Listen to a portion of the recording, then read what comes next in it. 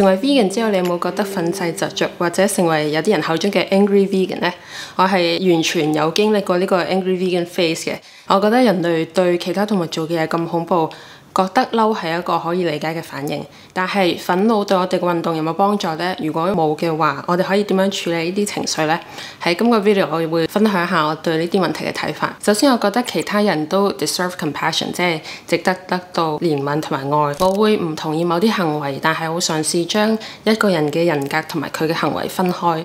意思即係咩呢？大家可以想像下，或者諗一個你愛嘅人，你會唔會同意佢一生人做嘅任何一個決定呢？ Chances are 你應該唔會嘅。但係咁樣都唔會阻礙你去愛呢個人，因為一個人嘅行為 doesn't define 嗰個人。我會盡量將佢嘅注意力擺喺一個人嘅行為上面，而唔係因為一個人做咗一啲我唔同意嘅行為就斷定呢個人係一個徹頭徹尾嘅衰人。因為大部分人，包括而家係素食嘅朋友，都好大機會係喺一個 carnistic 即係充滿肉食主義嘅世界裏面長大。如果你未知肉食主義係乜嘢嘅話呢，你可以 check out this link。肉食主義係一個令到我哋習慣食某啲動物嘅信念體系。呢個體系會教導我哋接受某啲 myths 或者謬誤，包括 Dr. Melanie Joy 講嘅 3 Ns， 即係食肉係 natural, normal, necessary。肉食主義喺我哋嘅集體意識係非常之根深蒂固。我哋平時唔去有意識地諗佢，佢都其實已經引導緊我哋嘅行為。但係我哋出生喺呢個世界，唔係我哋錯，亦都唔係我哋嘅選擇。所以我覺得其他人因為肉食主義而做某啲行為，例如食動物，唔係佢哋嘅錯。第二，大部分人如果遇到一個嬲嘅人，會作出一個防禦嘅反應。所以當我哋表現得越嬲嘅時候，對方就越有機會築起一埲牆。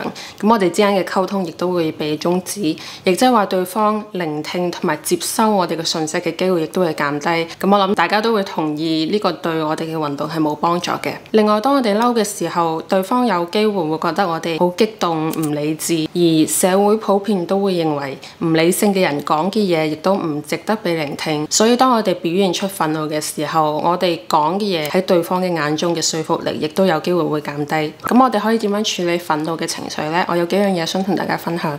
第一就係理解肉食主義同埋相關嘅心理學嘅知識，了解肉食主義點樣影響一個人同埋我哋嘅人際關係。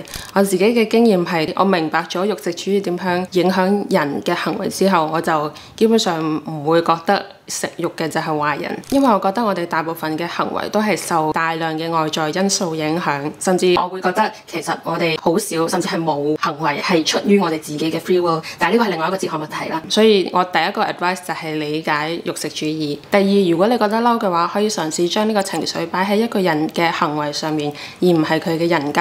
同埋我哋可以嘗試去專注改變個體系統，而唔係攻擊個體或者一個人。因為好似我頭先所講，我哋係被出生喺呢個咁混亂、充滿暴力嘅世界，而呢個唔係我哋嘅錯，甚至大部分人都係不情願地去參與緊呢個系統。最後，如果你同咗一個朋友或者身邊嘅人講 factory farming 有幾差、有幾恐怖，啲動物有幾慘，俾咗啲 documentaries 俾佢哋睇，但係佢哋都仍然食動物，而你因此覺得嬲嘅話，你可以作出一個心態上嘅轉變，同埋接受大部分人作出改變，包括你同我，好可能係經歷過多於一個動機或者體驗。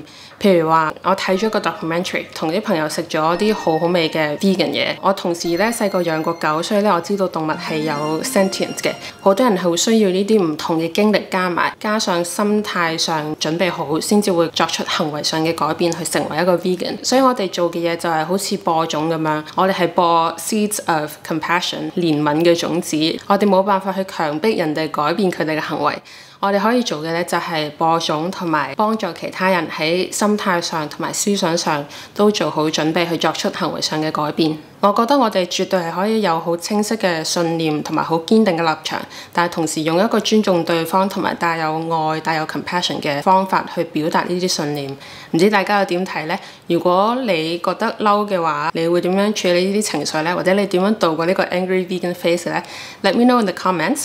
希望你中意呢個 video 啦。如果你中意嘅話，請 like、share、comment、subscribe，and I'll see you in my next one. Bye。